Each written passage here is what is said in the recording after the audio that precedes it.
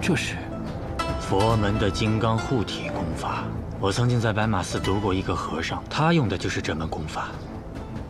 没想到唐门抓来的江洋大盗，还会佛门的功法。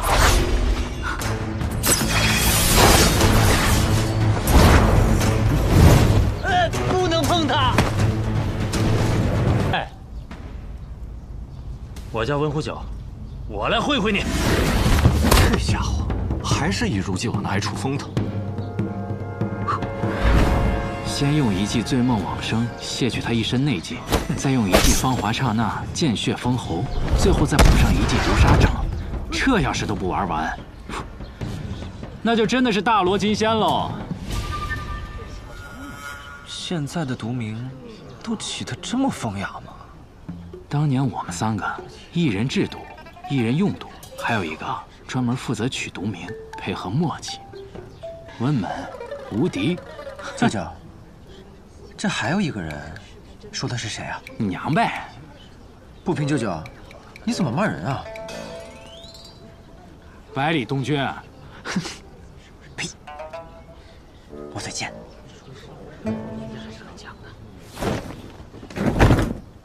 哦，好毒啊！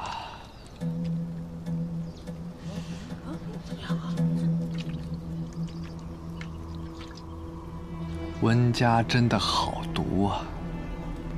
这个声音，唐明皇，你敢说你们唐门用江洋大盗炼的药人？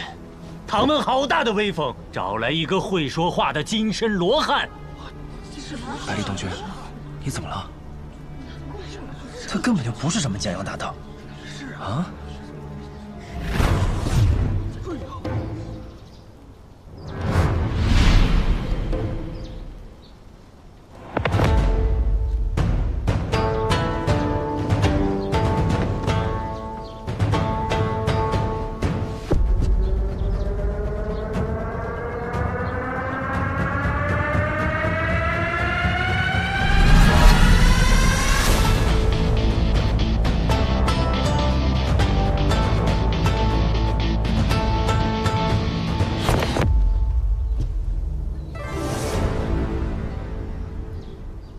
你不是唐门的药人，你究竟是谁？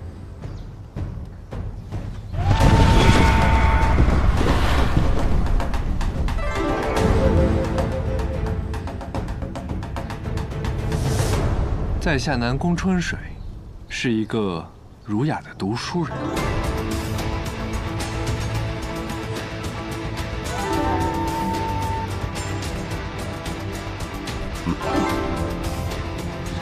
这个臭老头子，亏我还担心你这么久。读书人，唐门处理门内之事，非唐门中人，还请暂且退避。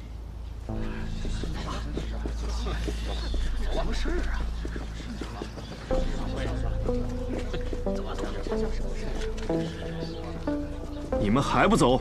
舅舅，这就是我同你说的，在唐门外被掳走的人，自己人。原来是你的自己人啊！你的这个朋友若是能够被别人掳走，那掳走他的人，大概就是天下第一了吧？行了，来了就不要废话，机会只有一次，可都看好了。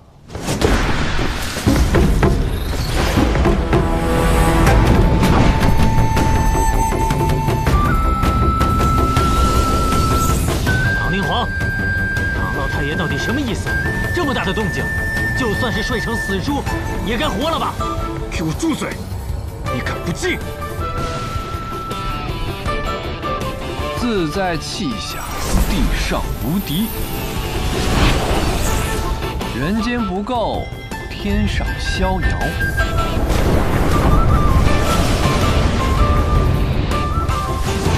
连入两境，竟然直接从金刚凡境到逍遥天境。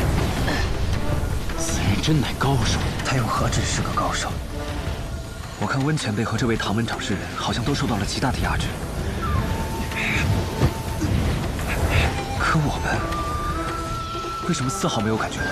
因为此人对内力的控制太过精准，以至于同一空间内，他想要压制谁便可压制谁。他究竟是谁？老头，怎么样？需要我再抬抬吗？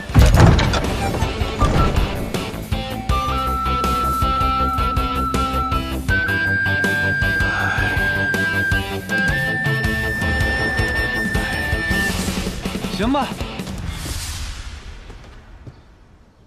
现在用你们最强最狠的毒，一起来杀我吧，可不要留手哦，不然我可是会杀了你们的。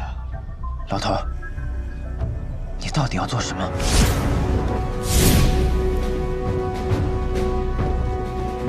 东君、小仙仙，还有唐门的这位小莲月，你们可都看好了。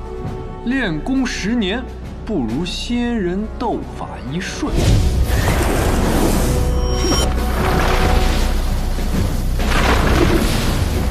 万树飞花，这是？传闻中，万树飞花出，天地间便无路可退，无处可躲，必死无疑。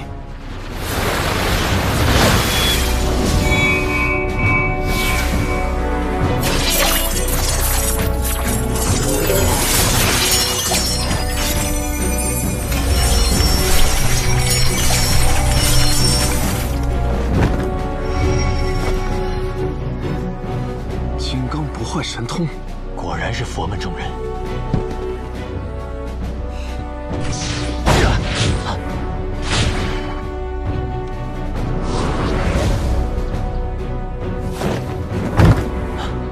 道家绝学灵虚步，这究竟是什么人，能够同时精通佛门和道家2门绝学？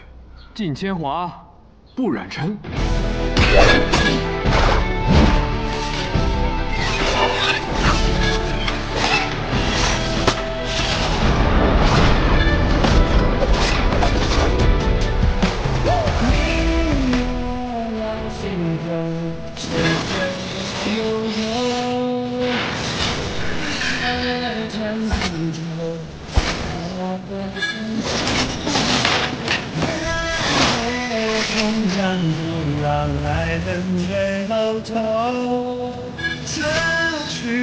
少年游，虽有春风，却不知深秋。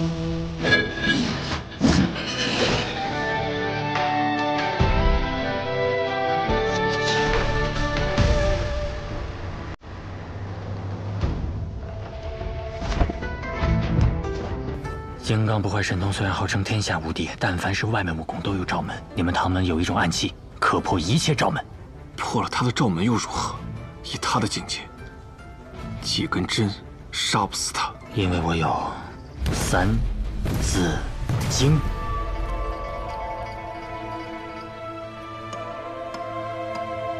好，我信你。暴雨梨花针，出必见血，空回不降，集中之极，暗器之王。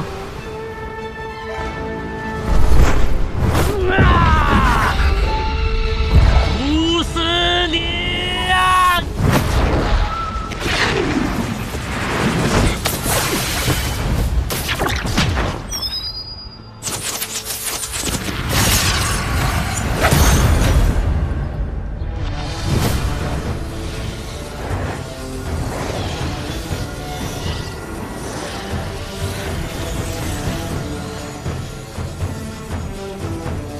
求人得人，才算不负此生。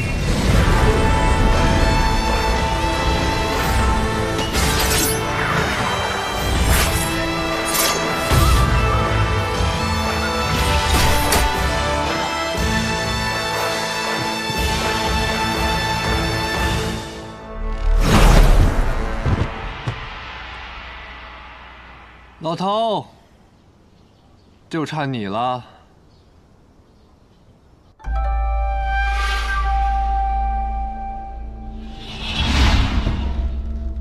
天下间再也找不出比这更毒的毒了。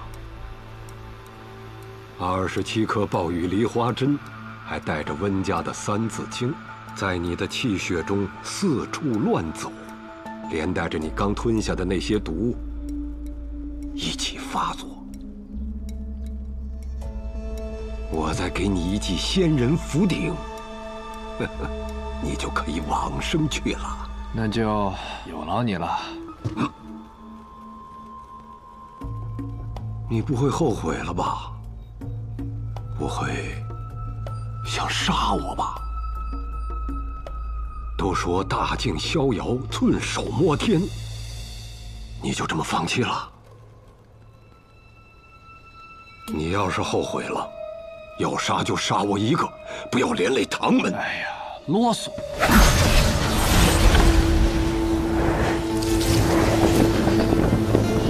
师傅，小白脸，你疯了吗？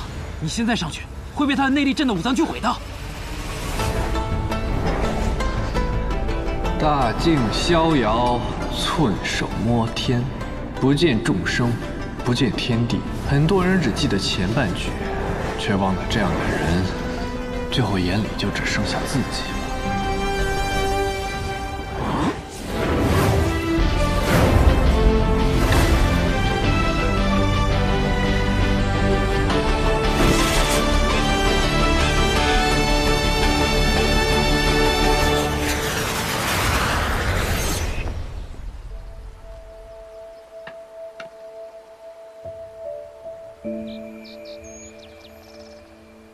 蓬莱境民谣持物，不见人间有仙灵。小莫一，许久不见，你师父清风道人呢？师父已经先去，先生为何忽入神游，来此逍遥？哎，不过想念老友，想来此见见，没想到先走一步了。何谓先走？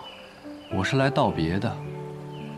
不过我说的走，不是走，是要去很远很远的地方。世间最远之地，莫过于蓬莱。先生要去哪儿？要来蓬莱告别。要去一个女子的心里。我收了很多很多徒弟，我非常喜欢他们。倘若有一天他们能够来到这里，还是想请你请他们喝上一杯，就记在我账上。可先生不是已经告别了吗？这样的告别，难道不是此生不见吗？所以说这账我还不上的。这世上死账坏账这么多，还不允许我来一半。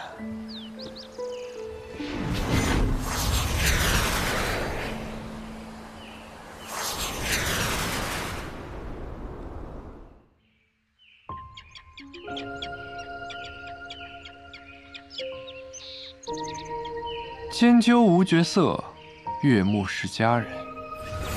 许久不见了。你是谁？在下南宫春水，是你的相公。滚！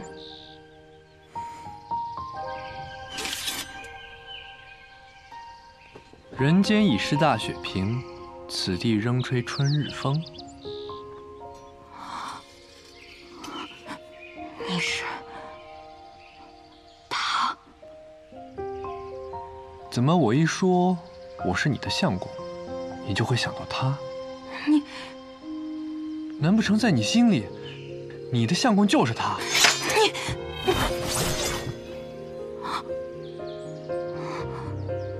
脾气还是这么的不好，我们还会再见的，娘子。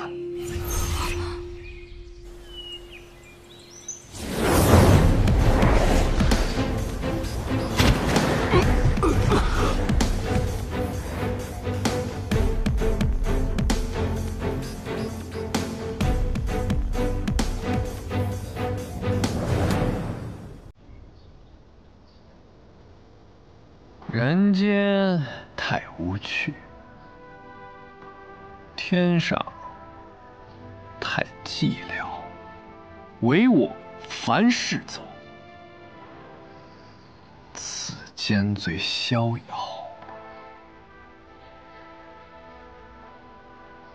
仙人啊，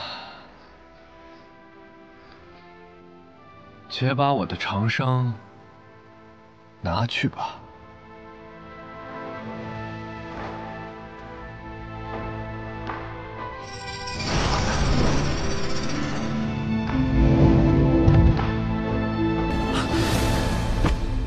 师傅，快醒醒啊！放心吧，他没死。你到底对我师傅做了什么？呆子，还没看明白吗？这是唐老太爷和李先生联手做的局。局？没错，是他特意找的我，让我帮他做的这场局。唐门传承至今已有300多年了，也算得上是江湖上顶尖的门派之一。若是帮了你这个忙，老爷子，这可就没意思了。你说我不如去拜访一下雷家堡，我有一个徒弟，也姓雷，我很喜欢他，爱屋及乌。不如我去拔一拔雷家堡，拔到个武林盟主的地位，你看如何呀？我们说到哪儿了？哎，坐。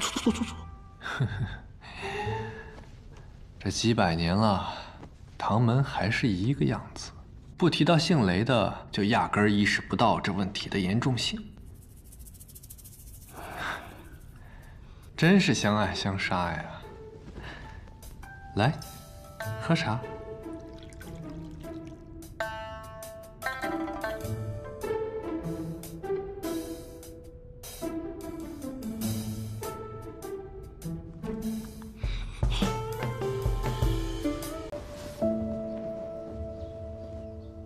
城主，为什么？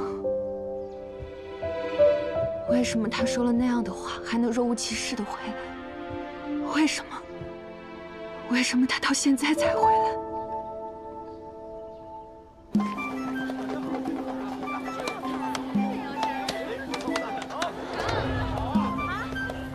尹世子，金清华，帮我保管好啊。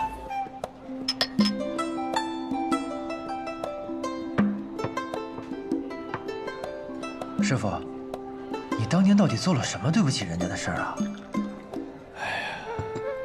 其实吧，也没什么，就是我想着两人既然已经定了终身，那总得坦诚相待吧。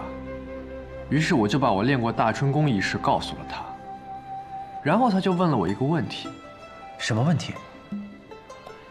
他说，我之前一共有过几任妻子？那先生是怎么回答的？我当然说3个了。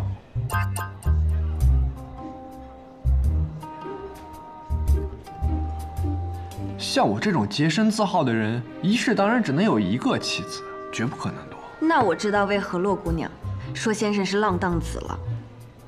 一世只有1任妻子，听起来倒是没什么问题啊，是吧？是啊。啊。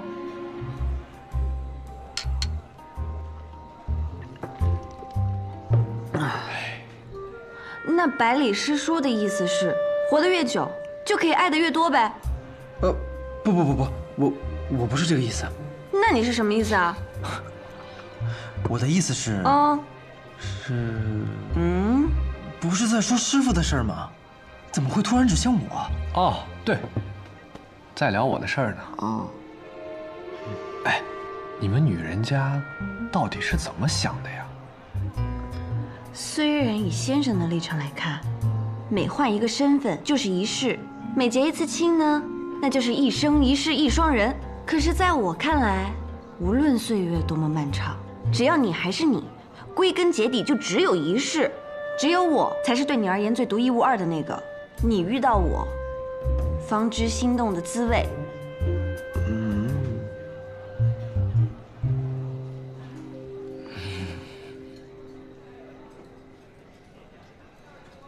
师傅，那你说完以后，他怎么说的？我说完之后，他面色有些不好看，但是也没有立刻发作。他又问了我第二个问题。什么？哎呀，他说，竟然是在我之后，你还会有几任妻子？不错，不错。果然，天下女人千回百转的思维，大体都是相同的。哎，小徒孙，你别老是替他跟我置气啊！你倒是问问你这2位师叔，换作是他们，该如何作答呀？百里师叔，你觉得呢？换我会说，下辈子我还没有想过，但这辈子我一定会好好的爱你。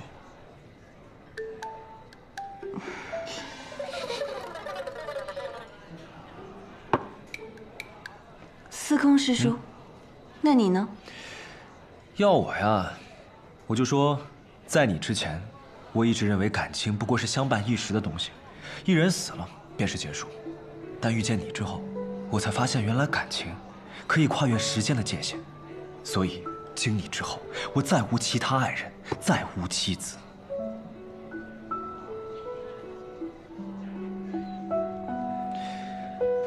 至于几十年之后，不过是换个女子，再说一遍同样的话罢了。哼，我这活了180多年，算是白活了。啊，我该叫你一声师傅呀！哎，不妥。师傅，那你最后到底是怎么回答他的？哎呀，我那天也喝了不少，有点醉了，我就跟他说，我说，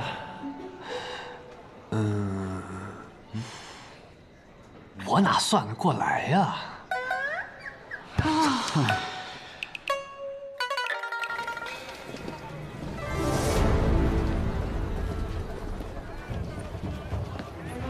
登天阁，这是什么？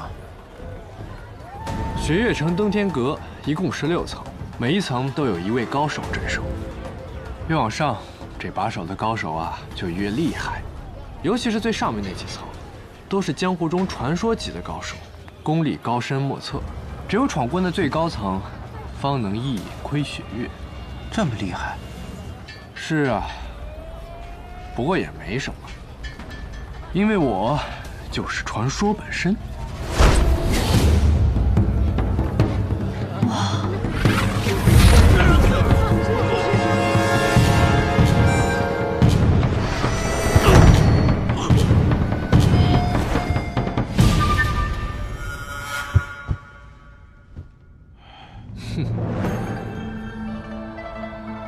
怎么又是你啊？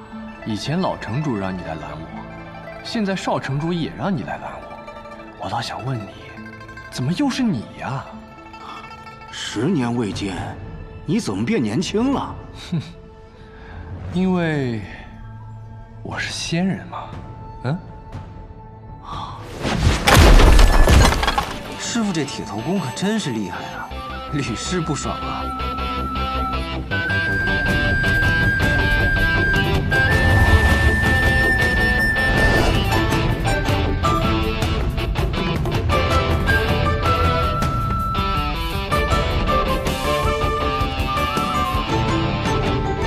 落水，我来了。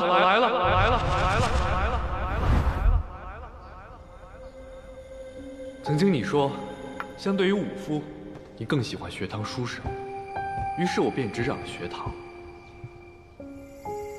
这天下人见我呀，都要尊称一声学堂李先生。可是李先生已死，这一世的我叫南宫春水，这一世我要做一个儒雅的读书人。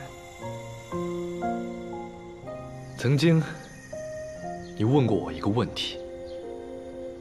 但是那时的我回答错了，现在的我要重新回答一遍。我，南宫春水，这一世往后，就只有你一个妻子。曾经的我以为，男情女爱不过只是一时的，一方死了，也就结束了。直到我遇见了你，我才明白，原来感情是可以穿越时间界限的。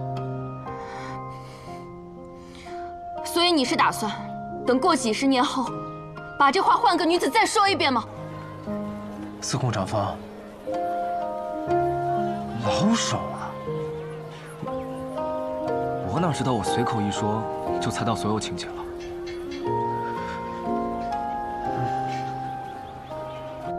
当然不会，因为我就只有这一生了。这一生，我只与你共度，仅此一生，便是一世。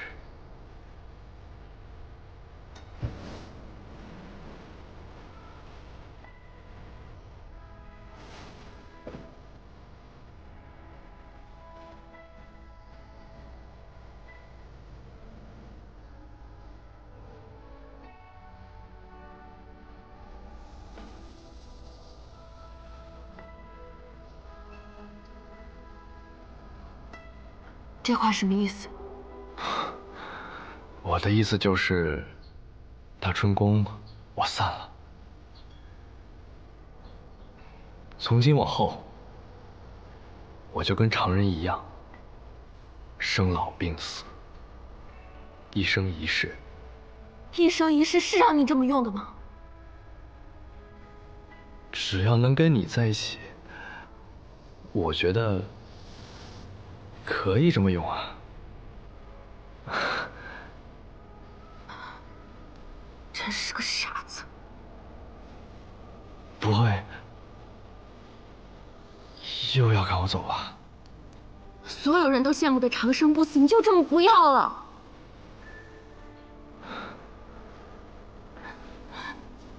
其实我当年不过就是一时气话，我并非让你真的散去这一身大春的。我知道。你还是重新练起来吧。这大春宫啊，散了就散了，练不回来了。再说了，我这师傅、门派什么的都没了，也没人能帮我练回来。你就是故意的，你故意这么做让我心中有愧，你这是在报复我。哎呦，我没有。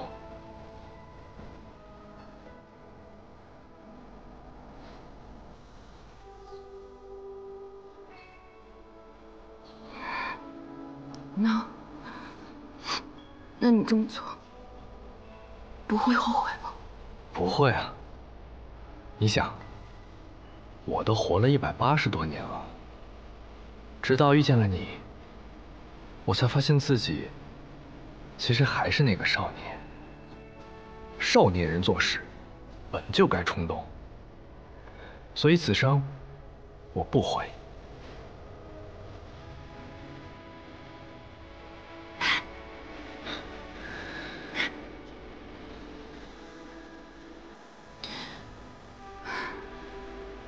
那就不悔。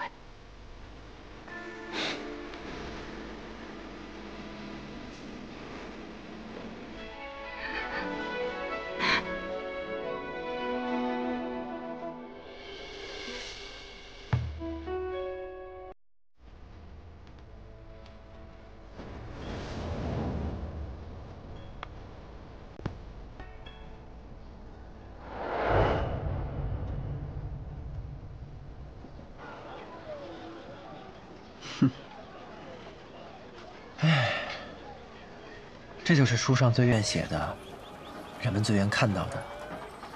有情人终成眷属啊！为了一个女子，放弃长生不死，也只有书里才会写的故事了。不过，有情人终成眷属后，就不管我们了？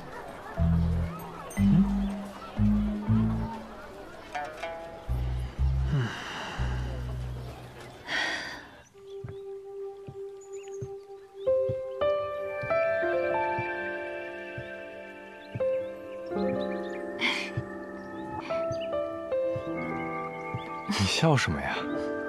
笑你啊！笑我？嗯，我答应与你同行，就这么开心啊？当然了，因为这可是我人生的第一等钥匙，也是我成为南宫春水的唯一意义。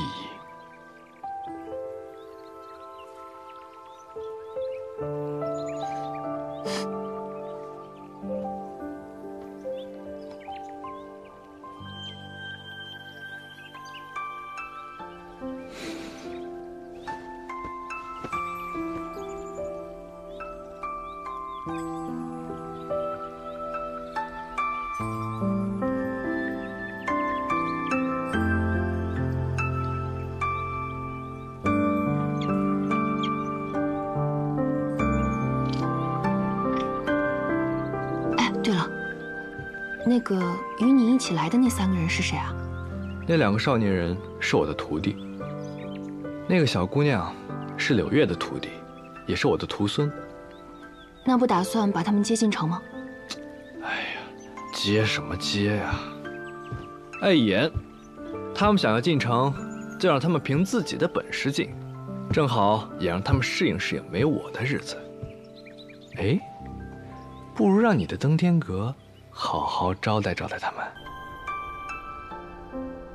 我设想过无数次惊人的场景，我该手足无措，我该心花怒放，我该欢喜的只想拔剑醉舞一曲。可当这一刻真正的来了，我却只想说：你好啊，仙子姐姐。虽然你从未回应过我，虽然我这么说有些自恋，但我曾经坚定地以为，你我重逢的这一刻，便是我们故事真正的开始。可没想到这一刻，却是我们故事的结束。我喜欢上了一个人，应该说，是真正的喜欢上了一个人。那个人他还问我想不想见到你，我和他说我想，不过只是单纯的像现在这样，安安静静的完成一个萍水相逢，却让我记挂多年的约定。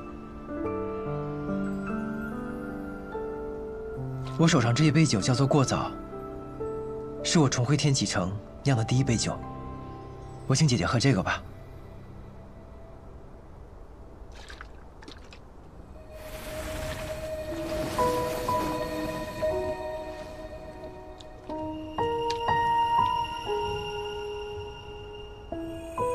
玉瑶姐姐，再见了。百里师叔，百里师叔，百里师叔，百里师叔。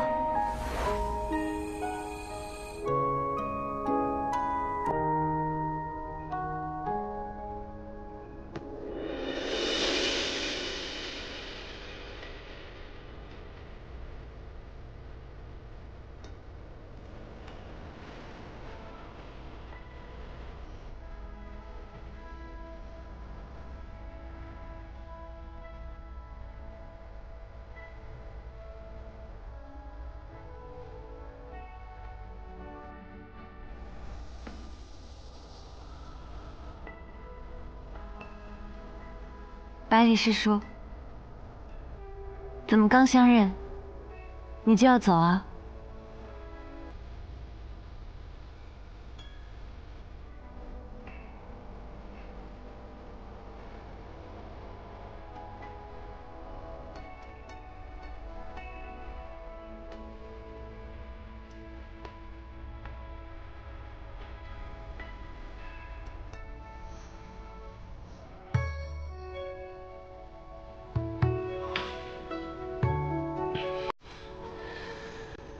这雪月城啊，光是听名字就知道是一个适合风花雪月、谈情说爱的地方。希望有一天，我也能带他来到这里。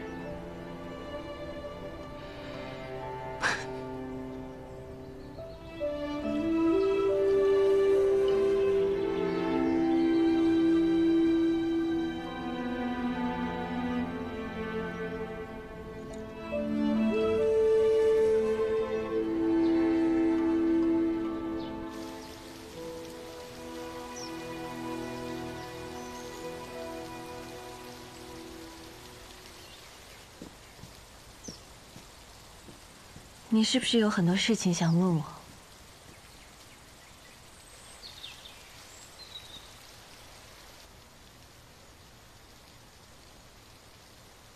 百里东君，我要对你说的第一件事情是，对不起，我骗了你。你听我说，我来自天外天。 那是一个很远很远的地方，极寒的北地，是已经亡国的北阙移民的流离之所。如果你曾有了解的话，北阙的国主星月，而我便是他的女儿，他们都唤我北阙帝女。我的父亲。 在国破后入了死地闭关，而他若想修炼大成，破关而出，就必须要有一个天生五脉相助。怪不得你们找我，因为我是天生五脉。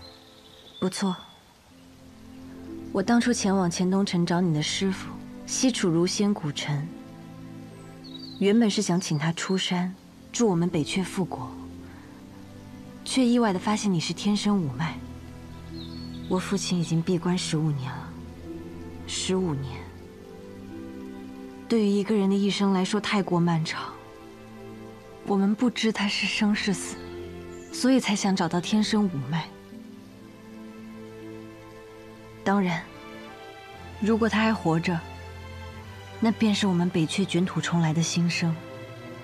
我听闻你要参加学堂大考。 而我的身份，在北离行动不便，便借用了我结拜姐妹尹落霞的名头，也参加了雪堂大考。所以，我接近你，从一开始就是带着目的的。你眼中的尹落霞，也不是真正的我。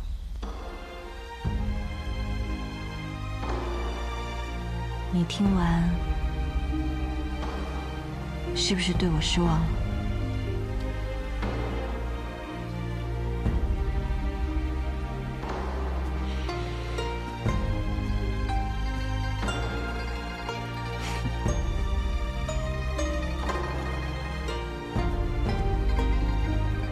百里东君。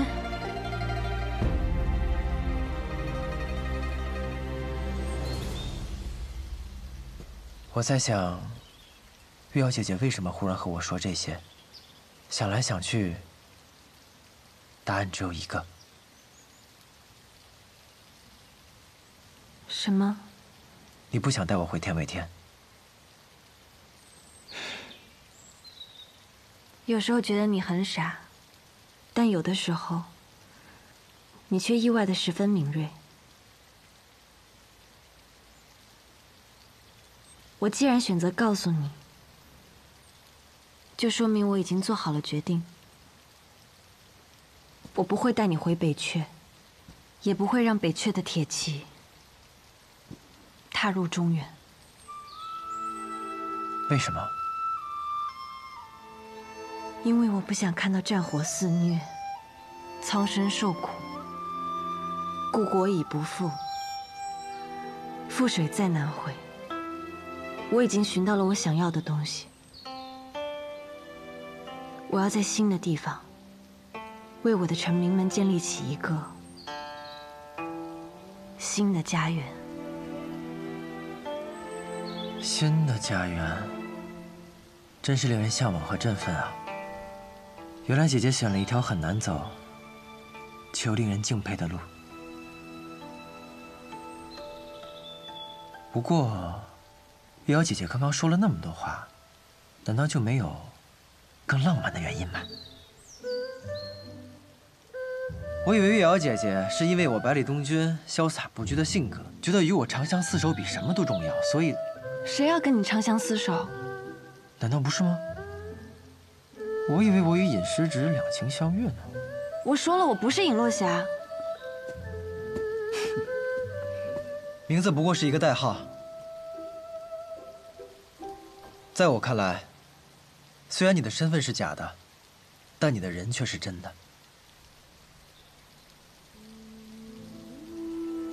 和我经历的一切也都是真的。你的确有你的小心思，所以才会在大考时认识我，才会在组队时和我一队。但这并不影响，你依旧是与我并肩作战，在危难关头没有弃我于不顾的队友。在我受伤之时，为我疗伤擦药的师侄。总之，我喜欢的是你，并不是附加于你的种种。你是谁，是什么身份，是什么目的，这些于我而言都不重要，反而会让我更加的了解你。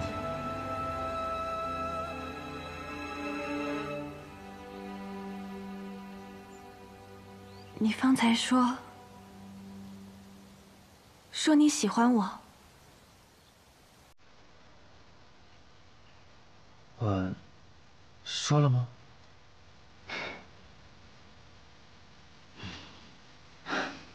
好吧。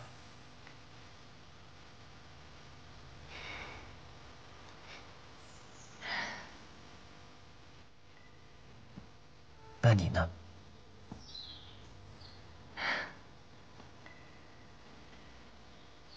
我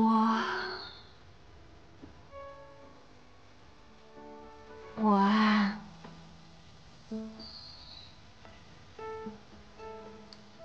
可能也是吧。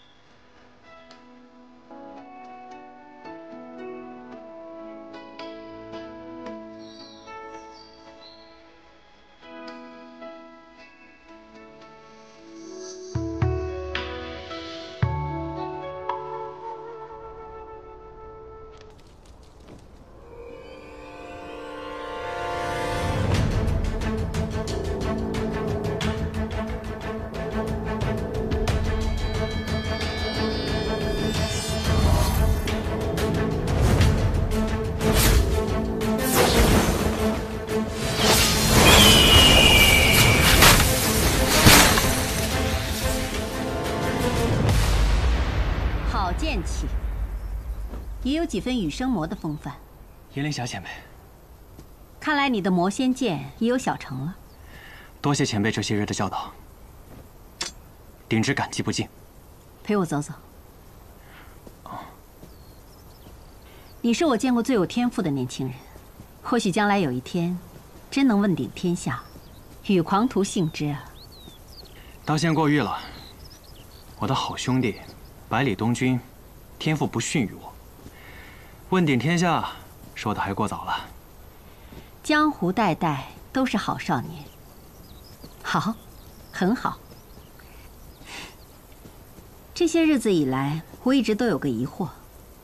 你分明不是急于求成之人，为何这般迫切的想要练成魔仙剑？我答应了一个人，我说我会带他吃草原的牛肉，拜佛国的菩萨，喝南绝的凉茶，扬帆东海，天高海阔。不在那笼中天起。女人，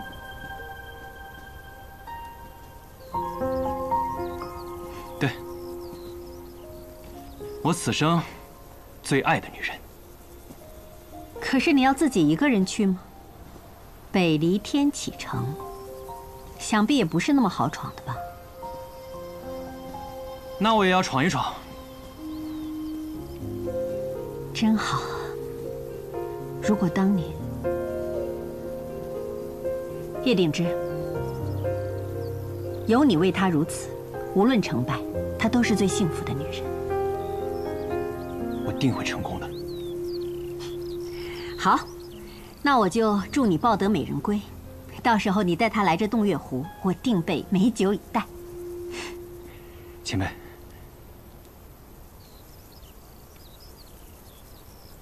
对了，前辈，我想将玄风剑交由您替我保管。此行你不带他？不了，这是师父留给我唯一的念想。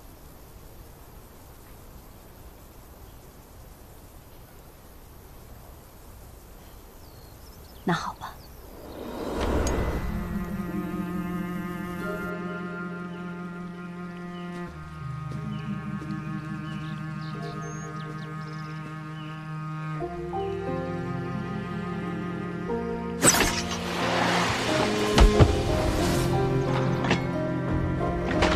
行了，就送到这儿吧。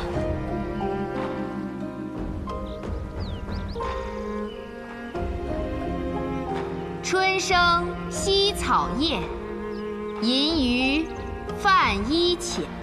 料峭凌波来，舟上欲生烟。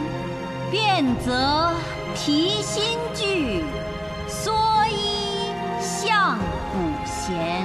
蜀花衔秀色，36峰前。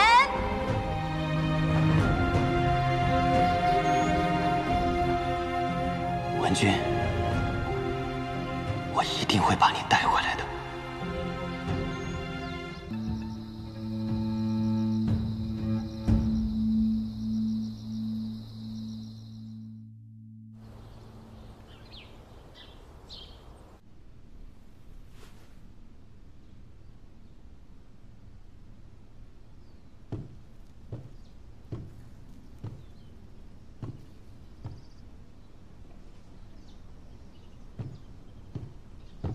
又遇到什么烦心事儿了？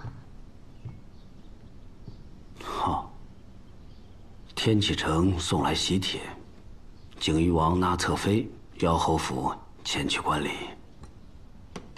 不过是个王爷纳妃，还是纳侧妃，也值得我们镇西侯府大老远的跑一趟。原本是不该的，可我听说这个侧妃是影宗宗主的女儿。那个护卫萧氏皇族的影宗，他们竟然和皇家结亲，这是100年来头一桩啊！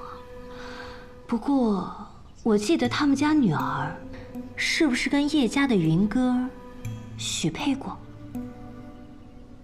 是啊，小时定的娃娃亲，可惜了。叶将军一家。撇开这个不谈，叶宗主当年还不是宗主的时候，随军出征，救过我一命。如今他独女出嫁，要我前去观礼，我不想拒绝。可是叶将军已经死了，李先生也离开了，你身为镇西侯的世子，孤身一人去往天启城，太危险了。有人也怕我不去，便在喜帖里加了封信，请我亲往，说有要事相商。这个人倒是老朋友了，九皇子。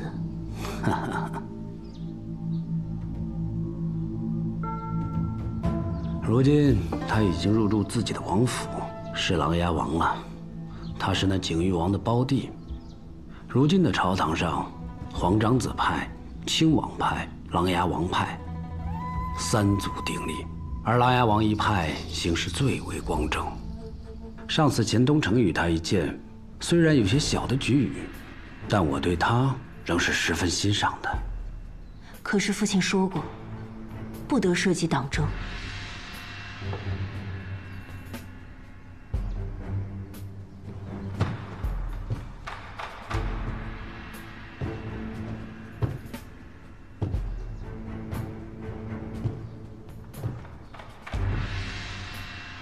不是我们想涉及党争，而是这个朝堂格局在重新洗牌。镇西侯府想要屹立不倒，就必须有所行动了。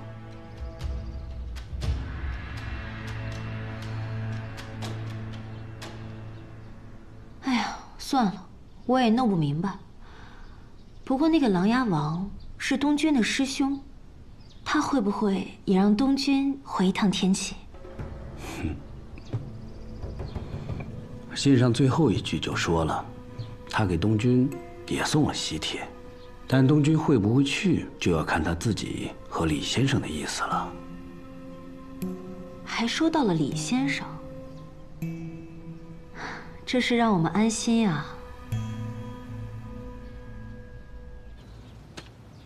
景玉王，谁啊？你认识吗？这景玉王名叫萧若锦，这下你可有一些猜想。萧若锦、萧若风，难道他是？没错，他是萧师叔异母同胞的哥哥。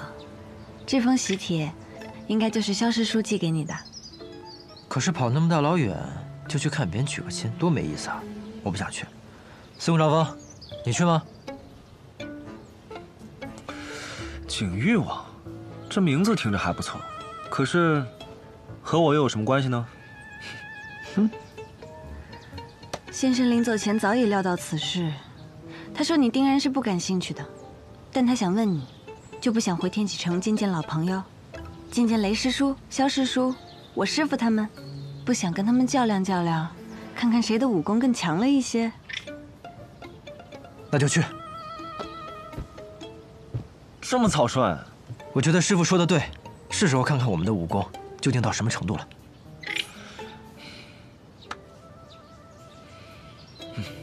瑶儿，出发。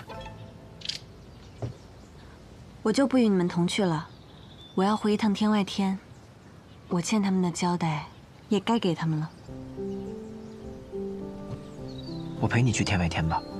东君，这是我自己的事情，是属于我的责任，应该由我独自去面对。可是，你就放心吧，我可是北阙帝女，他们不会拿我怎么样的，给我一点信任。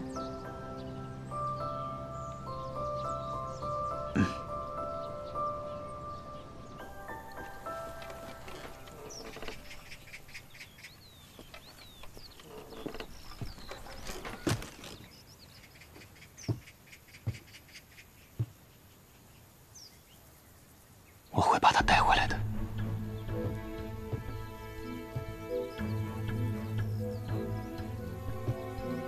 你去哪里？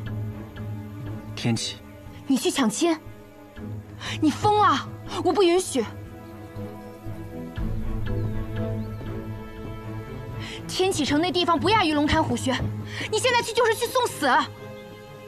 死不死是我的事，与你无关。怎么与我无关？你死了，我父亲怎么办？你死了，我们北阙何时能复国？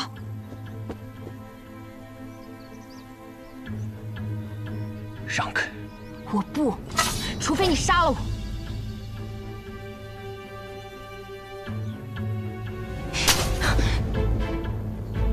没有人能拦得住我。叶鼎之。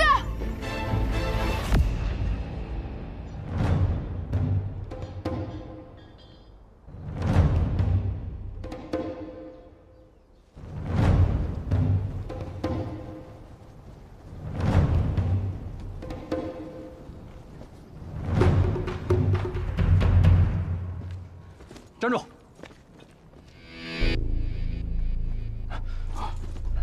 请。这是谁啊？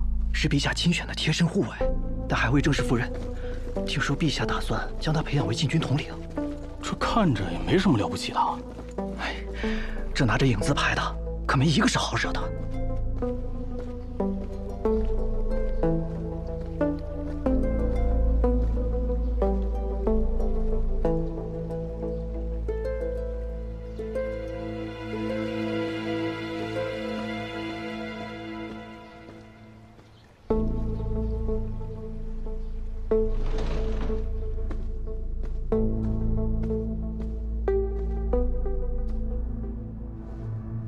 师傅。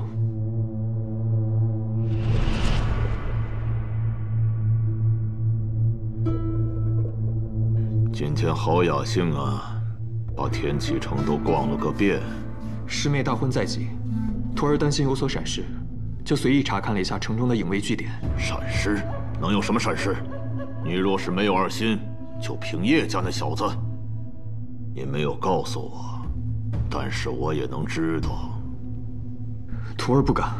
至于叶鼎之，徒儿认为此事已经解决了。解决了？我教你的是这样的解决方法吗？徒儿错了。叶鼎之是羽生魔的徒弟，如今天启城中没有李先生坐镇，羽生魔若想闯城，没有谁自信能以一己之力将他拦下。不过羽生魔已经死了，所以你回去告诉那丫头，别指望有人能带她走。师父，你当真如此绝情？绝情？可那是叶云啊！叶云早就死了，现在在我眼中，他只是一个无足轻重的叶鼎之罢了。更何况，我们影宗这么多年来都只能存于暗处，如今你被陛下选中成为明卫，你的师妹又将被景玉王纳为侧妃，这是等了多少年才迎来走向光明的机会，又岂能因为儿女情长而放弃？我知道你喜欢你师妹，如果你想把她带走，现在我就可以给你机会，对我拔剑，杀了我。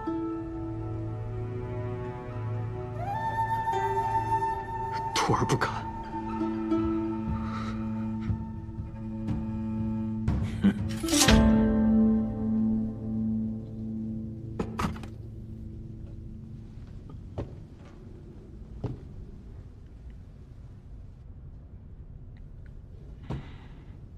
男儿就应该有更高远的志向，放下儿女情长，那日之事我便不与你计较。今日让你过来是要告诉你，婚礼结束，你就到陛下身边去做你该做的事情，听到了吗？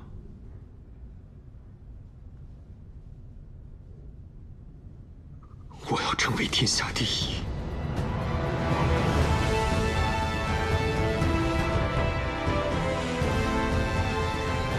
我要成为天下第一，这样，师妹就可以想嫁给谁就嫁给谁了。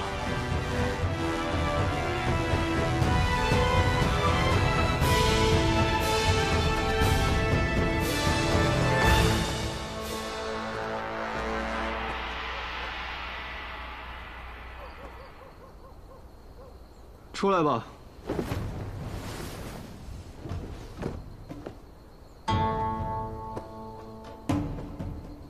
上次我和你说，想要找我就随便找个破地儿，大喊一声我就会出现，你当真了？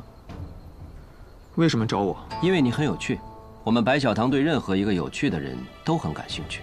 况且，20年后天下三甲里面有你一席之地。好了，你的问题问完了，该我问了。你为什么找我？帮我送一样东西，给一个人。我们白小堂情报通天，送东西这事，却很少做了。你可以提条件。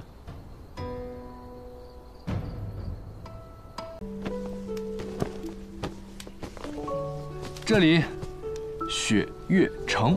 雪月城？没错。下观风，上观花，苍山雪，洱海月。想要进入这雪月城，就要先闯过一座登天阁，登天阁外皆是凡尘，只有真正登上了那天，才能见识到真正的雪月风华。此去千里，正好可以一行观尽天下。春水兄，真有雪月城这个地方吗？该不会是你瞎诌出来的吧？我怎么从来没有听说过？你没听过的事儿可多了。天下之大，无奇不有，就连北离的皇帝都不知道这天底下的庙城究竟有几座，更何况是你。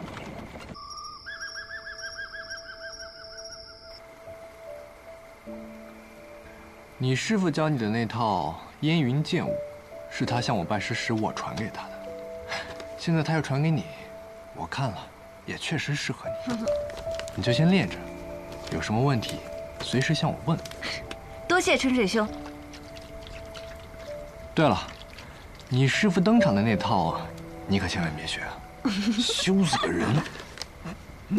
哎呦，天哪！是，那你可千万别告诉我师父。放心。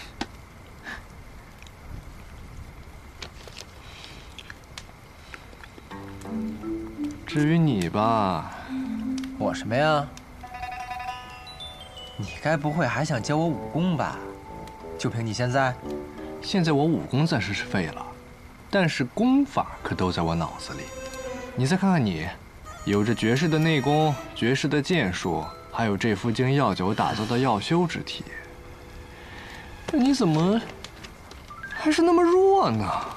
哎，要教我你就教啊，可不带这么损人的。你想想啊，如果有一个人，他不会走路，但他却学会了飞，那他能飞多高，飞多远呢？哎呀，拿着，什么呀？绝世武功秘籍。袖剑19式。公子你好眼光，这是我们这儿销量最高的剑谱。多少钱啊？3文一本，童叟无欺。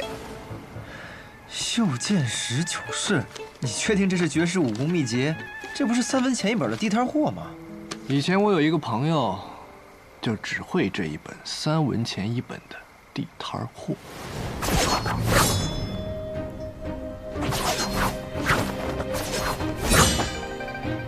这剑法如此蠢笨，为何还要反复修炼？因为我出身寒微，所以只买得了这一本剑谱。练了多少年了？我5岁开始练剑，至今已有17年了。但是我要告诉你，即便是最普通的剑法，只要练上1000次、10000次，也能领悟其中的奥妙。所谓聚沙成塔，滴水石穿。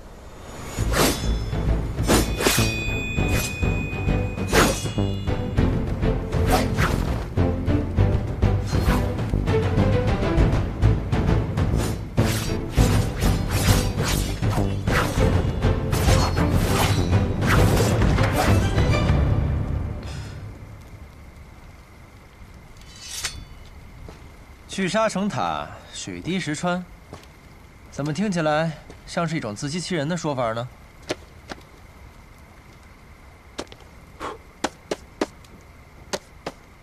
哎，对了，后来他怎么样了？一定是一辈子寂寂无名吧？寂寂无名。我的那位朋友正是在这本最普通的剑法的基础上，创立了一套绝世的剑法。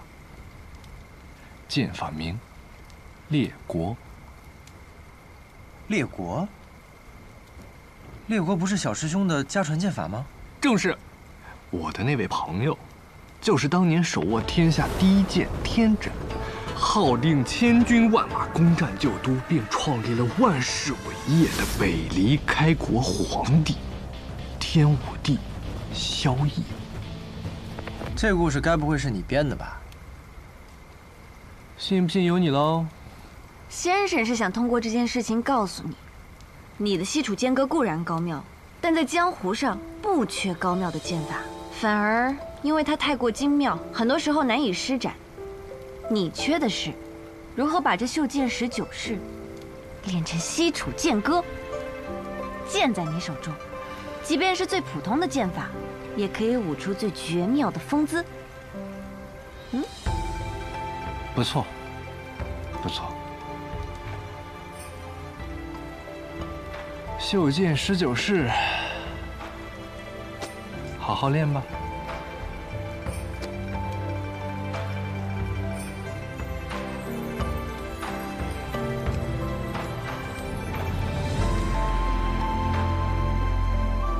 真是这样。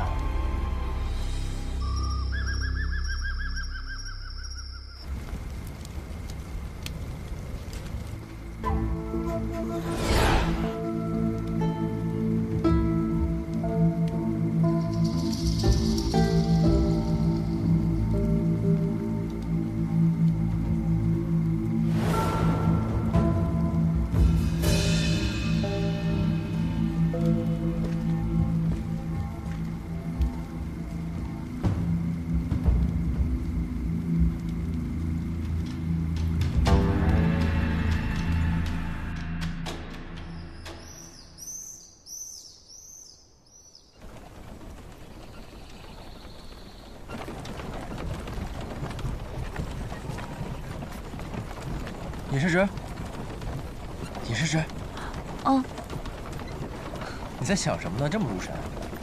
没什么，可能是有些累了。累了。春水兄，我们去前面的小溪边歇息一会儿。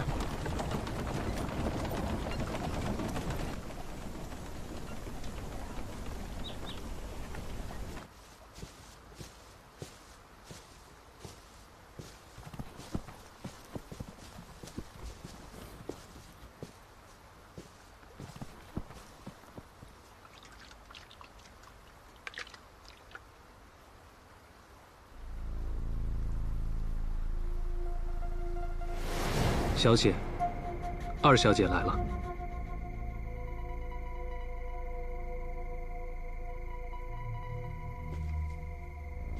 她希望同您见一面。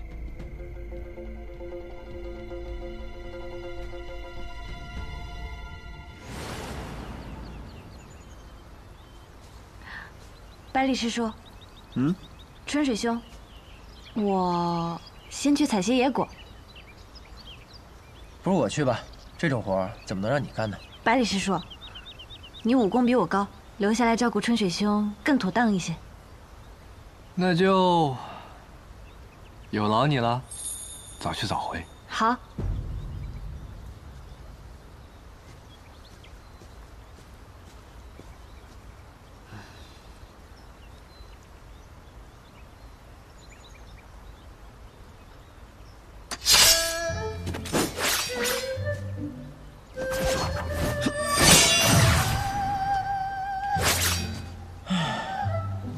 要不还是我自创一套剑法吧，也比这破剑法强啊！我跟你说了多少次了，这可不是什么破剑法，曾经可是有人把它练出了剑仙的风范。那人练了19年才名扬天下，我可等不到那个时候。那会儿我都快40了，还有什么意义啊？你就这么急着名扬天下？那是，我跟人家可是有约定的。他说等我名扬天下的时候便会来寻我，所以啊。我不能让他等太久。哼，女人啊，她可不是普通的女人，她是我心中最美的女人。当然，我只与她见过2次，互相喜欢还谈不上，但我坚信，当我名扬天下，与她重逢的那一天，将会是我们故事真正的开始。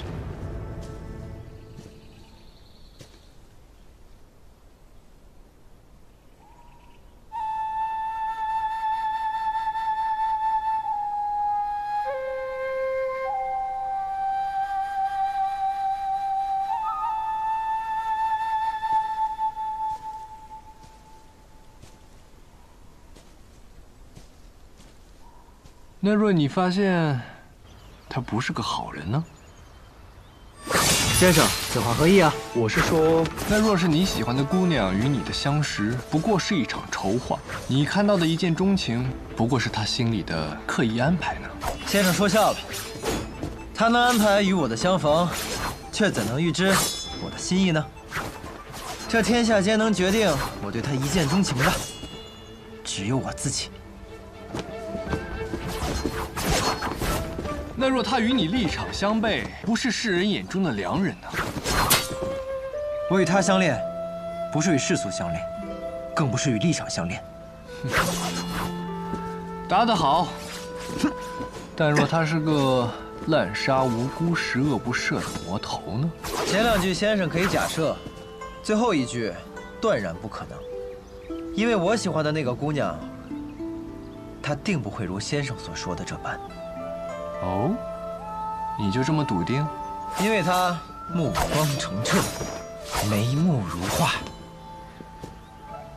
书上说相由心生，所以他一定不会的。袖剑19式，一共19式，刚好练完。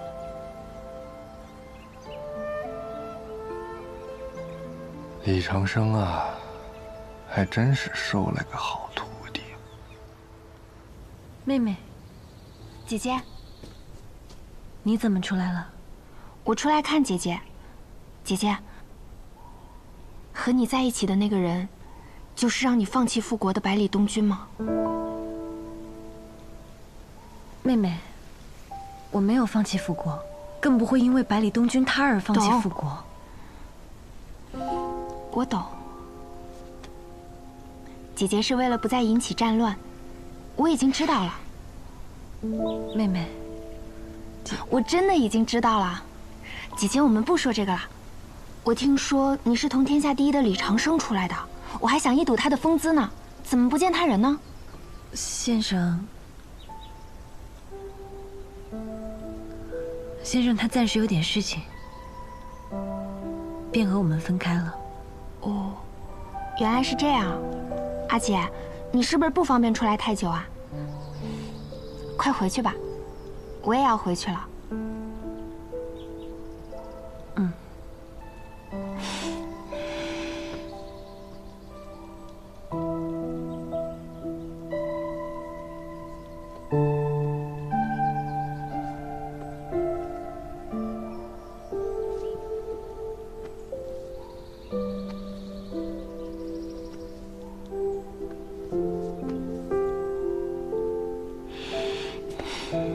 阿姐，我走啦。嗯。妹妹，终究是我欠大家一个交代。等我这边事了，我便回天外天请罪。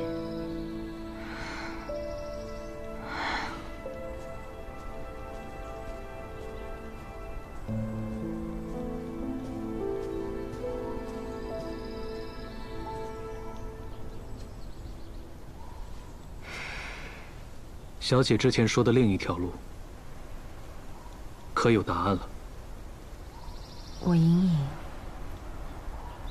摸到了他的边界。那便好。无论今后能否与小姐同路，齐宣都祝小姐可以达成所愿。还有，不管今后发生任何事情，齐宣都不会伤害小姐半分。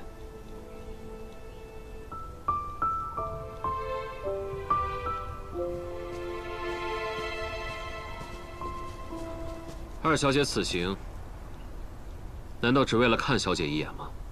自然不是。月瑶带不回百里东君没关系，我月清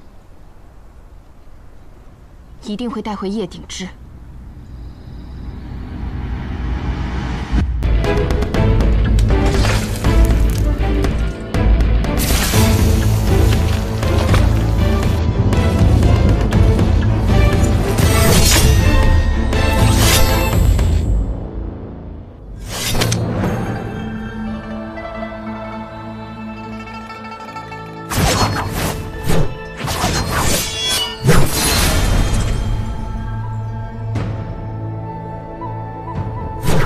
好刀，这刀叫什么名字？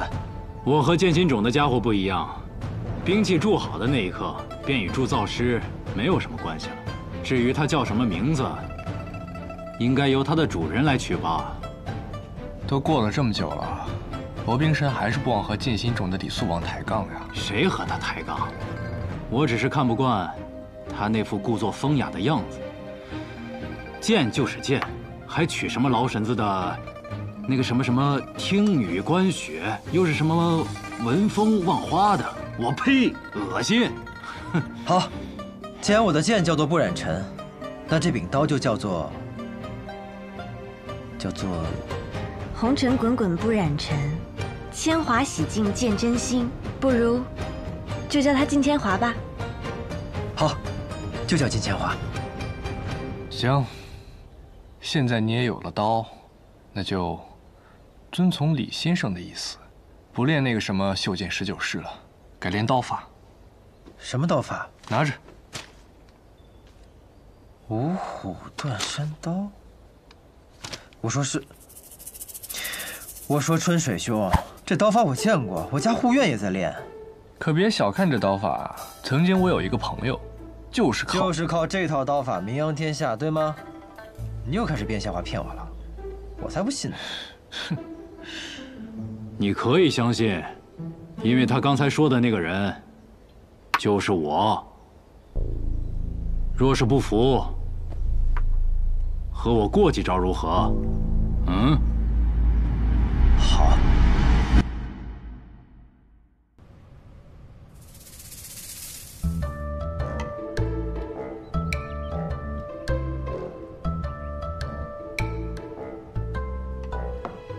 现在相信了吧？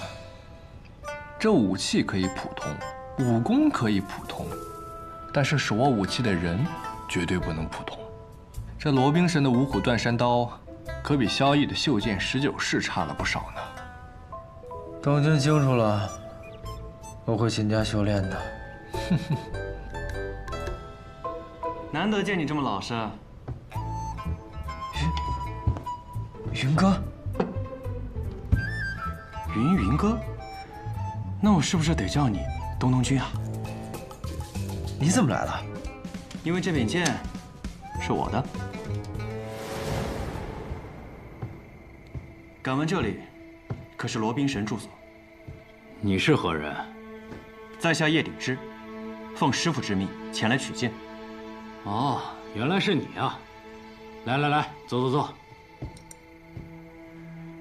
剑已铸好。你师父提前付清了银两，随时便可取走。多谢罗宾神。你师父他近况如何？这位小兄弟是？我叫南宫春水，奉李先生之命，带着百里东君来这里取刀。东君他在这里啊？他不服罗宾神的五虎断山刀，现在在里面躺着呢。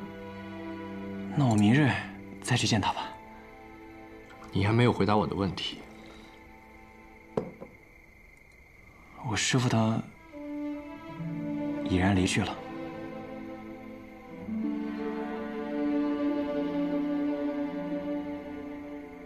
小兄弟，你认识我师父？当算是挚友。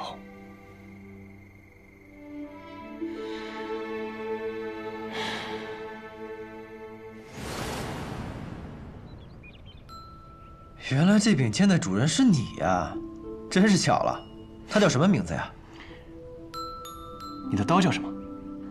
他叫金千华，是我起的名字。那我的剑就叫琼楼月吧。琼楼月是个好名字，这样我们以后就可以刀剑合璧了。行了。话也说完了，我们该启程了。云哥，一起吗？我还要回南爵处理一下我师父的事情，但还能再陪你们走一段。怎么？这是要走啊？是啊，再不走就来不及了。来不及？来不及什么？我们是很着急要去那个地方吗？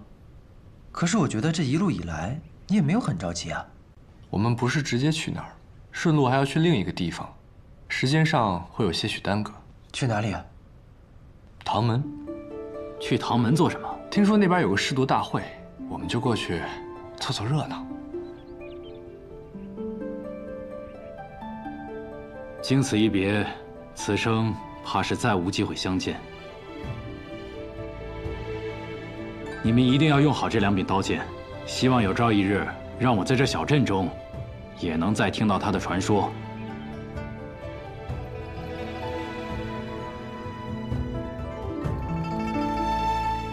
也不知道这小子到了哪里。先前收到九皇子的来信，还以为学堂也受不了那混世魔王给赶了回来，还偷偷欢喜呢。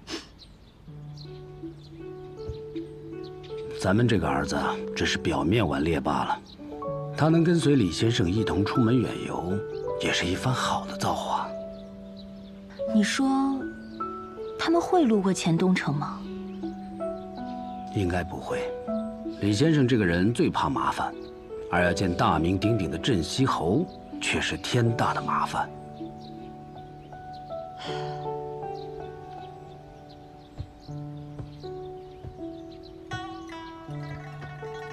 我知道你想的，但在他这个年纪，正是应该见识广阔天地的时候。你不想他？我不想。臭小子，有什么好想的？程峰，我心里总是有些隐忧，我怕东君。放心吧，有李先生在，东君能有什么意外？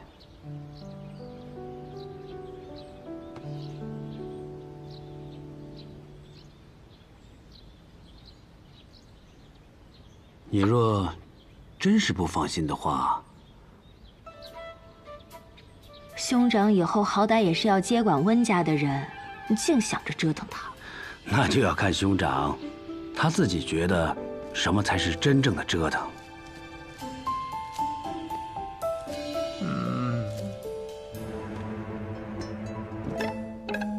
哎呀，又想出去溜达？每天窝在家里面制毒，多无趣啊！这么多毒药，毒死半个北离都够了。哎呀，前日唐门可差人送来了一封请帖。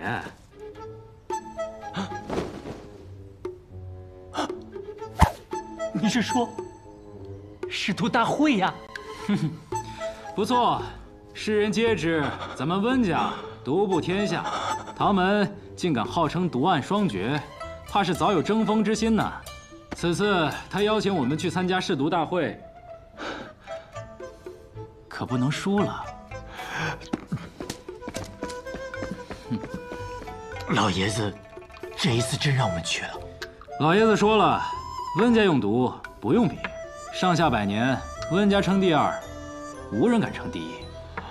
但是，也不怕比，谁若争锋，就把它毒下去。呀，太好了，太好了！那个唐门的唐灵皇，我早就想跟他比试比试了。何日启程？明日。喂，是明日。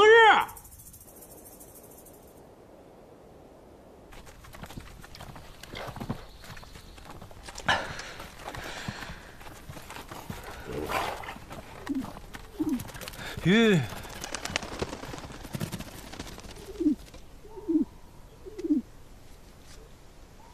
走。吾图长风，为是要往唐门一去，你可来此寻吗？唐门？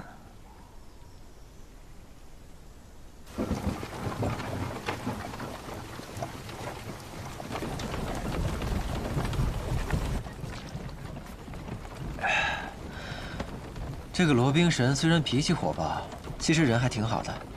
临走前还给了我一壶他亲手酿的酒，味道如何呀？很糙，但是烈。能感受到他心中的豪情。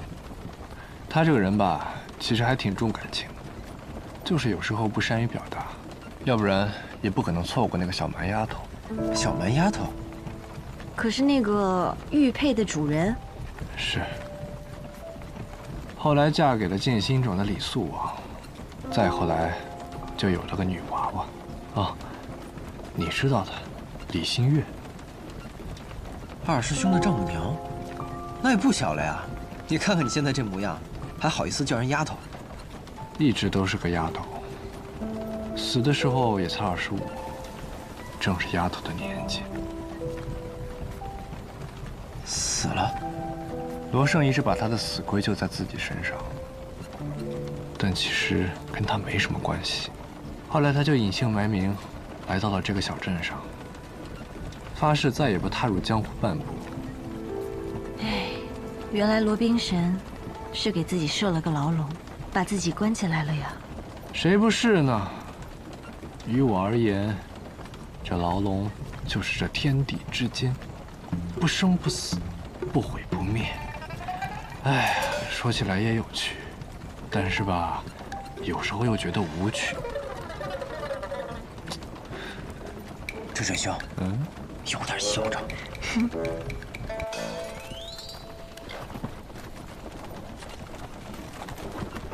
哎呀，温不平啊，温不平！你还真是人如其名，一步一步又稳又平。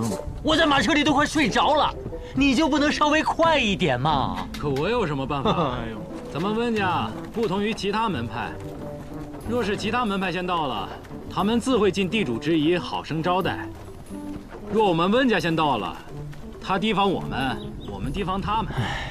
放心吧，我算好时间了，最后一刻赶到才是刚刚好。知道了，知道了。哎呦，你做事情就是太谨慎。你狂放，我平和，咱们温家才能越来越好啊！哈哈哈哈。吁！哎呦，又怎么了嘛？怎么索性连走都不走了？你派出去的人回来了。怎么样？找到他们的行踪了吗？找到小公子了，但是没有看到李先生。小公子正和2位年轻公子，还有1位年轻女子同行。1位年轻女……哎，李先生不在，那他们要去哪儿啊？看方向似乎也是锦城。唐门？他们也要去唐门？我有个不好的猜想，是不是东军和李先生走散之后被那3人劫持？哎，我先行一步，你自己慢慢赶车吧。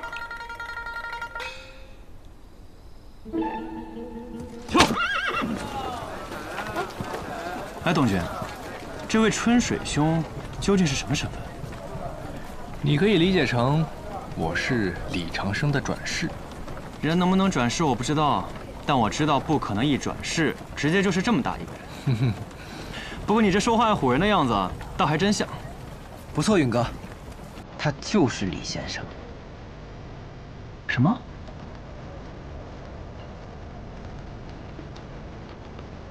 你我2人还有机会成为师徒呢。是啊，那天晚上有变故，不过今日拜师也不错。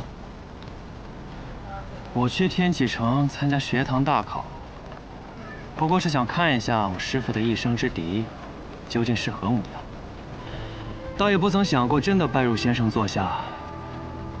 而如今，更是不可能喽。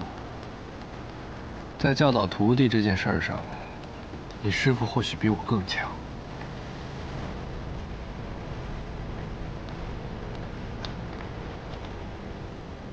唉，我忽然有一个感慨。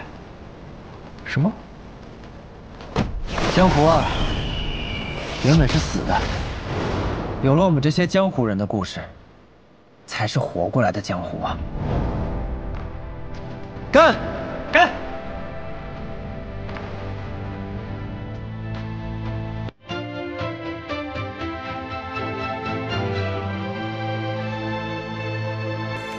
见过前辈。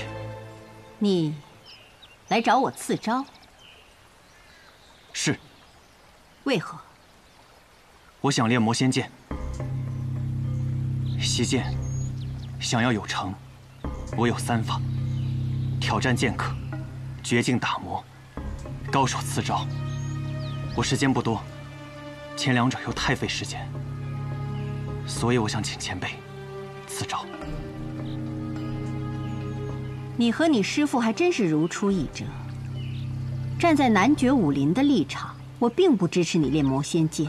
我知道，我还知道，前辈也心知。为何男爵高手众多，我唯独来找你赐招？你很聪明，也很能洞悉人心，不错。我确实对你师父心怀有愧，虽然我这件事是顶之卑鄙了，但我有不得不这样做的理由。羽生魔之徒叶挺日，求前辈赐招。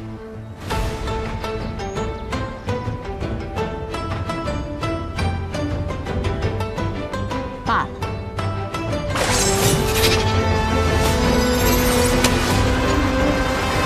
出剑吧。这登天阁有16层，你能一气呵成地爬上来，你的徒弟们也可以啊。怎么可能呢？就凭他们那功法，14层最多了，再往上，可是要挨揍的。果然还是有点本事的，居然一口气上到了15层。不过，这从15层开始，便是守阁长老了呀。哼。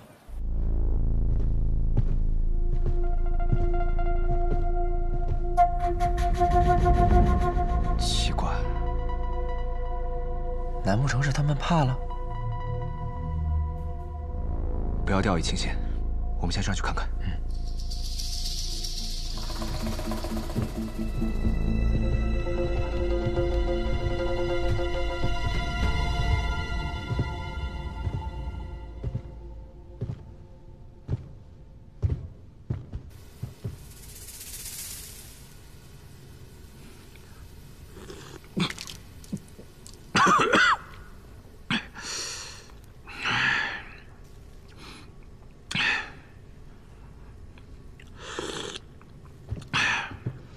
哎，这层怎么有2个人啊？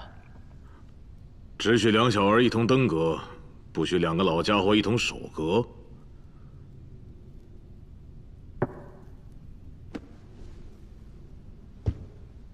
登天阁第15层守阁人骆风中。登天阁16层守阁人骆念色。既然你们2个一起上，那我们也就一起上。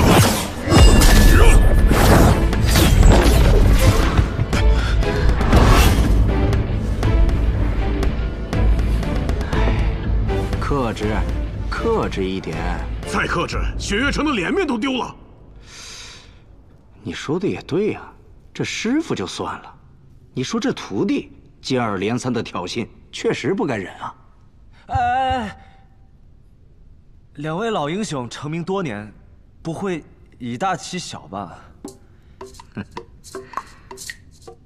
小兄弟，你混江湖多久了？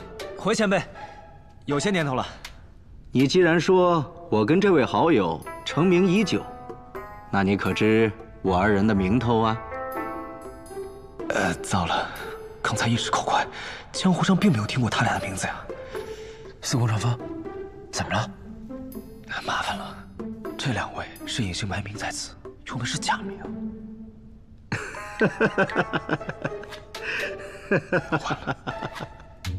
反应过来了。你们纵使在外宣扬我们如何欺负于你，但是有谁知道我们俩是谁呢？这也太不要脸了吧！哎，既然来了总要打，废话就别说了。哎呀，着什么急呀？给他们一个说句话的机会。哼，架是一定要打的，但可不可以不打脸啊？可以啊。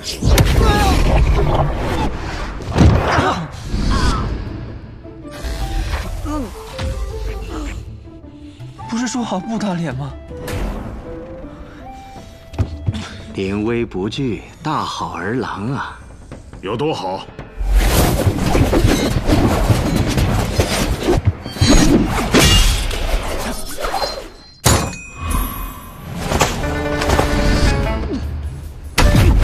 怕我吗？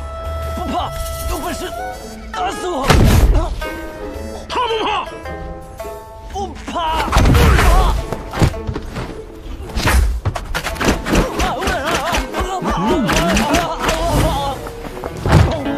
四顾上方！啊！爸，是不是说怕就可以不打了？不可以！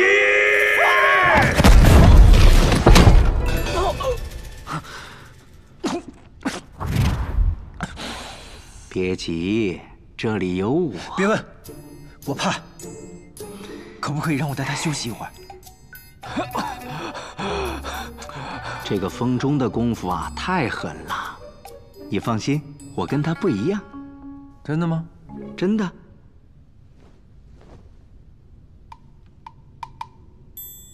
我只用一根手指。一根手指？哎，我信你个鬼！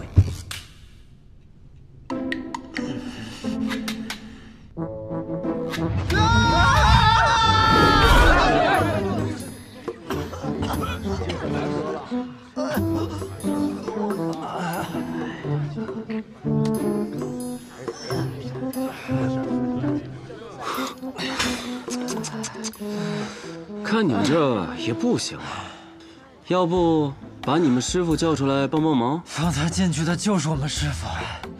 这位兄台，麻烦帮我给他传句话。他叫南宫春水。别闹了，师傅他根本就不会来帮我们的。让他来看我们笑话还差不多。不是的，是我要告诉他，你给我等着！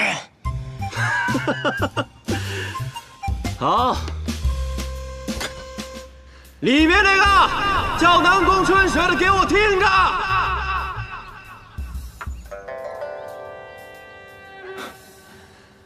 我的这两个徒弟啊，终究还是，你给我等着！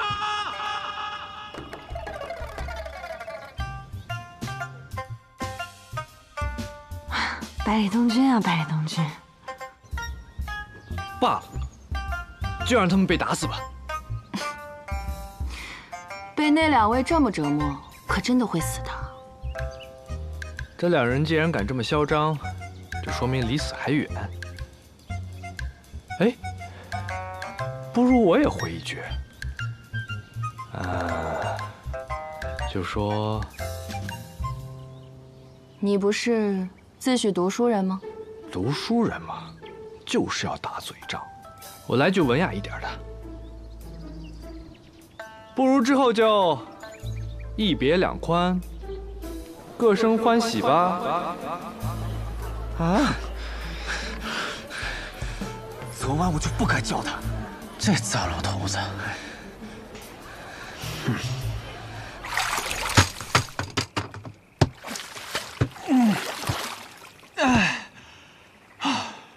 不打了，再打就要被打死了。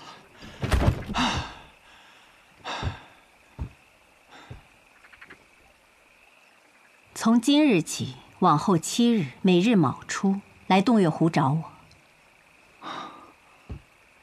多谢前辈。哎，对了，前辈，你饿了吗？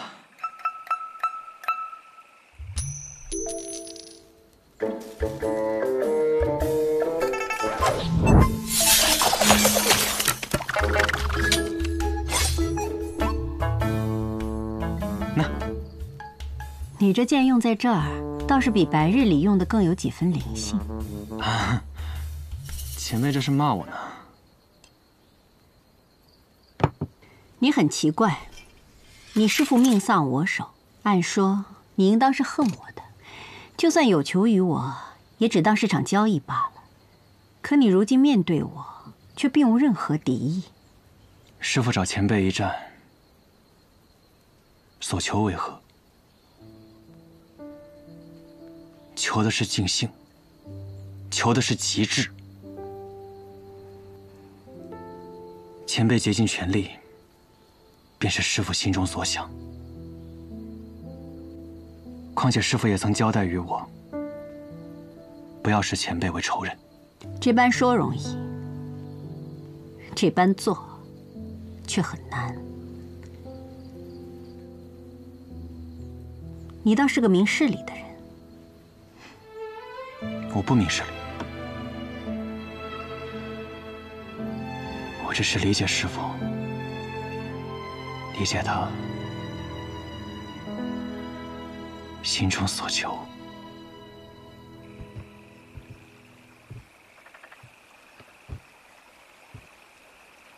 接下来的每一日都要如此。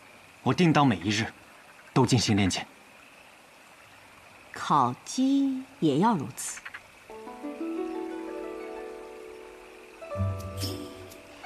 既然是洞月湖边，不如明天烤鱼吧。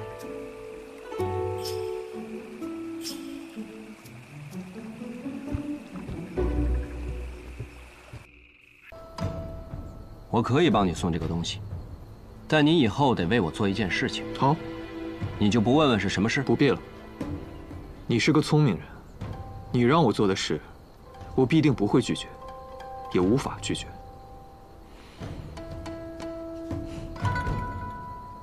成交。你的话是真少啊。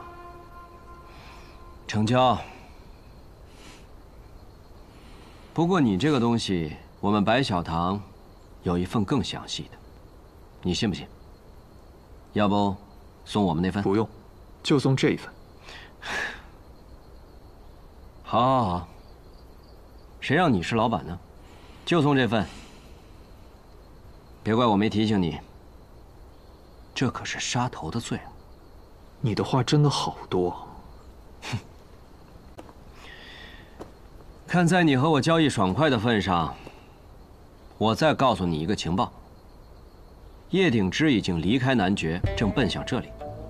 不出意外，那天他一定会出现的。我知道。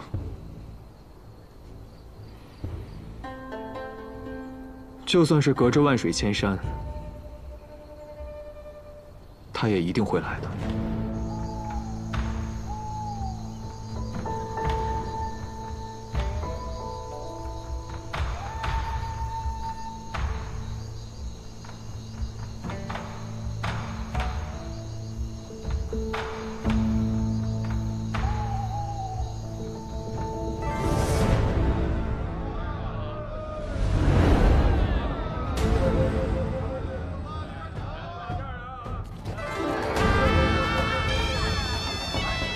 天地城回来了，驾！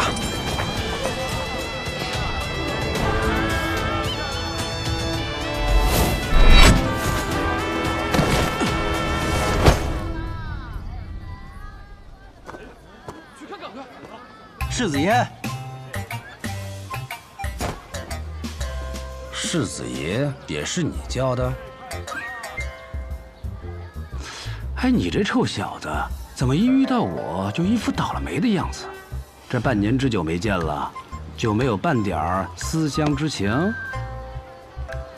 思念爷爷是有的，思念母亲也是有的，思念你也有那么一点吧。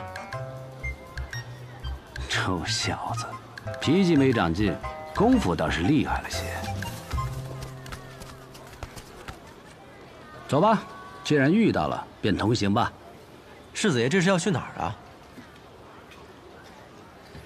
我来天启城是来赴景玉王婚宴的。萧若风邀我先去学堂一句，看你这架势，不也是去学堂？你也要去参加婚宴？吁，见过世子爷。你是东君的朋友？晚辈司空长风，与东君呢不是朋友，是我兄弟。更是我小师弟。好，那便一起走吧。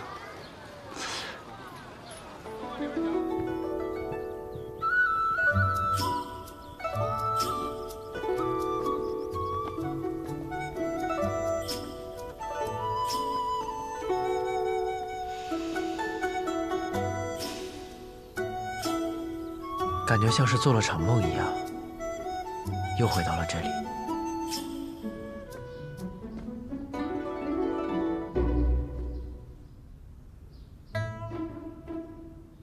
世子来了。镇西侯世子百里成风见过王爷。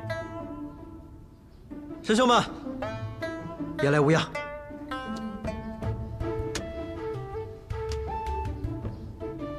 哟，小师兄，怎么几个月不见，你长胖了呢？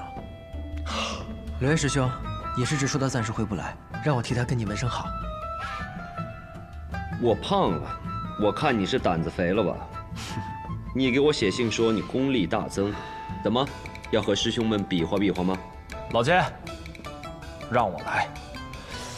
我这几天早就想好好的揍你一顿了。来，咱们院子里比划比划，让我好好见识一下师傅教了你什么了不起的本事。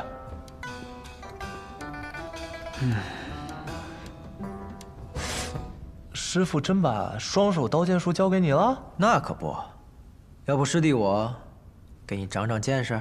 嘿，东君，你给我安静些，要想胡闹也得过了今日。世子说的对，各位师兄，你们先在此歇息，1个时辰之内自会有马车来迎。我先行告辞了，皇兄还在府内等我。至于世子你，要不要和我一起去见一下皇兄？景玉王现在方便？他自然是方便的，新郎官嘛，也不需要他做什么。好，东君在这里等着，时辰到了，和其他公子一同过来。就有劳诸位公子先照看着犬子了。世子爷放心。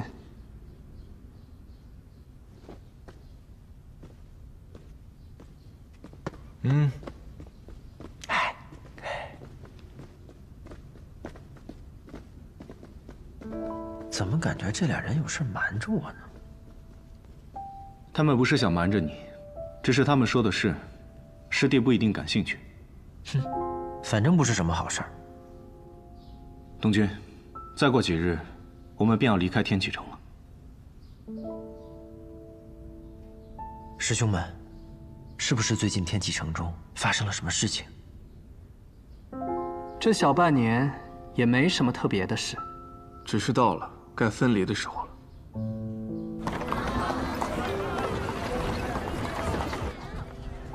看来其他几位公子另有打算。我们是师兄弟，但毕竟不是亲兄弟。有的人喜欢征战沙场，有的人喜欢游历四方，强求不来的。可惜了。其实，如果我不是出身皇家的话，或许我会和他们做一样的决定。浪迹，既然说到我了，那我就简单说一下吧。我呢，早就被家族给放逐了，现在就是无家可归，江湖浪人一个，潇潇洒洒。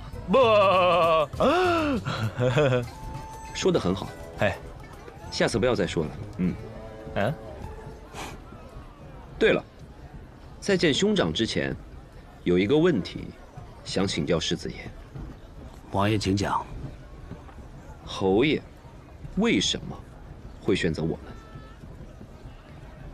不是我父亲选择了你们，而是我选择了你们。哦，哎，这话说的可真有意思啊。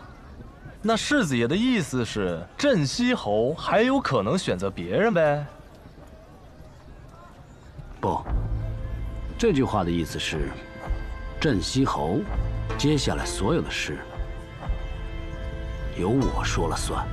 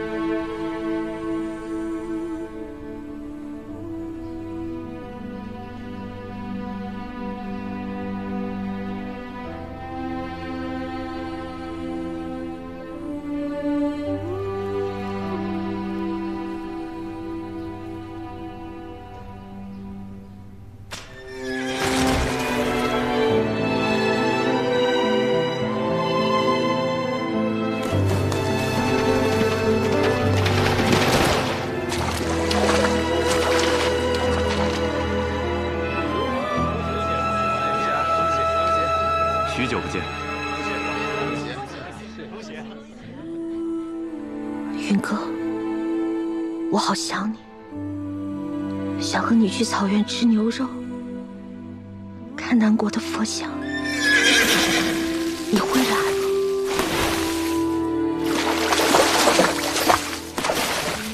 快去，等我。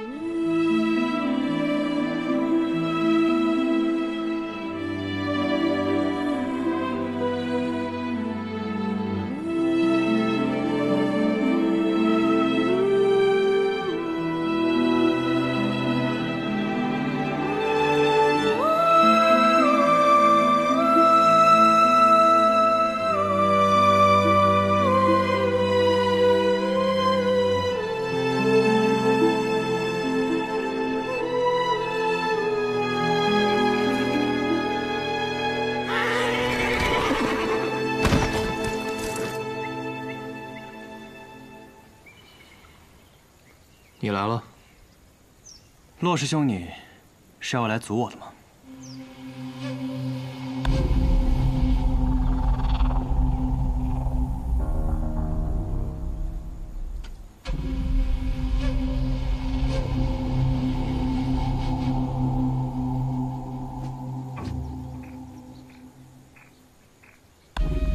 你这是要做什么？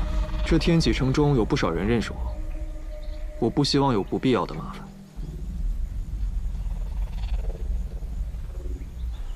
原来姬若风说的人是你。这是天启城内影宗势力的布防图，攻城之前背在心里，才有一线生机。你要跟我一起去抢亲？你不怕你的师门了？这件事我筹谋许久了，不然也不会有你看到的这份卷轴。 但此事若想成功，只有这一次机会，所以我才一直没有出手。即使你不来，我自己也会去的。带上。不必了，我本就是朝廷重犯。上一次和天启城那些人只是匆匆一见，而这一次，我要让天启城 好好记住我的脸。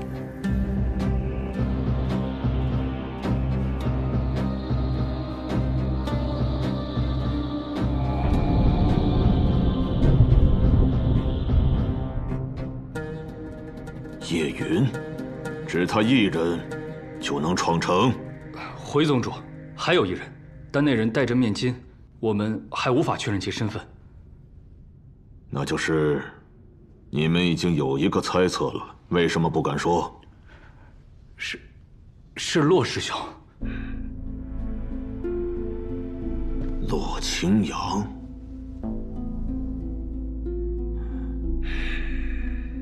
你还真不愧是我的好徒弟啊！公子，大事不好了！我们在影宗的细作传了个大消息过来。什么细作呀？那是朋友。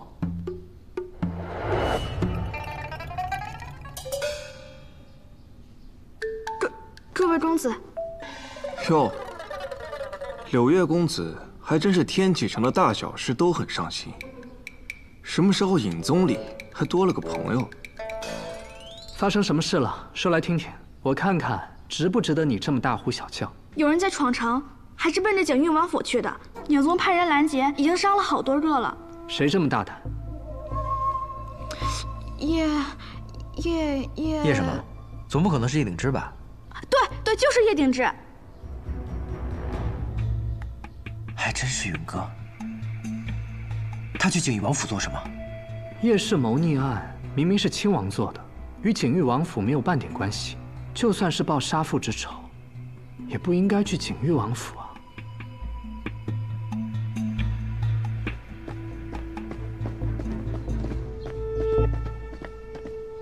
去找叶鼎之。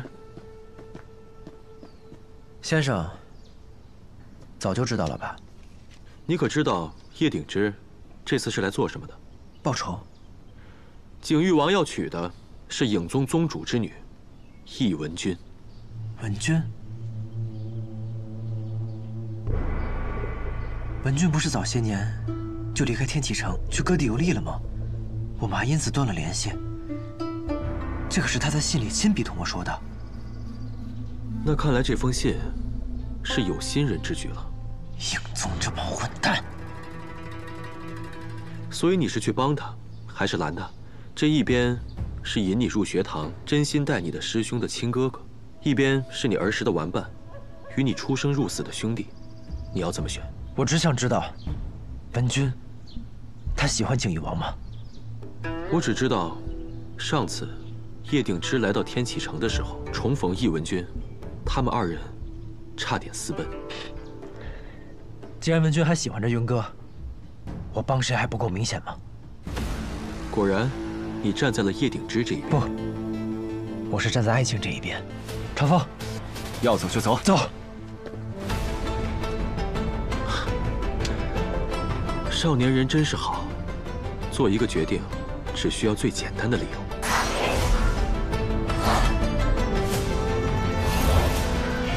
快到锦玉王府了吧？还有最后一批影卫，是影宗在天启城最厉害的影卫团之一，护卫锦玉王府，代号鹰眼，一共6个人，不好对付。除了影宗的护卫，锦玉王府中另有高手坐镇吧？锦玉王并不精通武艺，但他有个弟弟，叫萧若风，师从学堂李先生。是他呀？管他那么多呢，本就是九死一生的事情，拿命拼了吧！难得见你说话这么大声。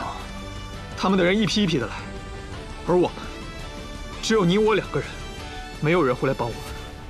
谁说没有援兵？东君，你怎么来了？云哥，抢亲这么有趣的事儿，你应该叫上我呀。叶鼎之，他们2个人是谁？在下百里东君，这位是我的好兄弟司空长风，是来帮忙的。你可知道？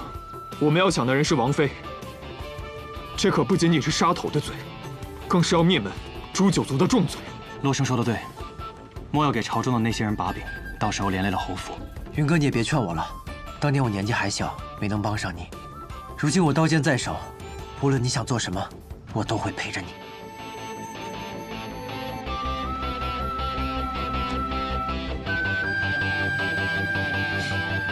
我本就是无名之辈，就无需蒙面了。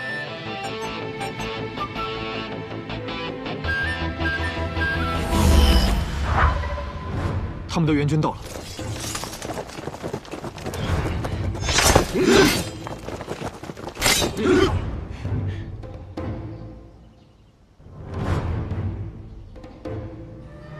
叶鼎之，带个人先走，这里交给我。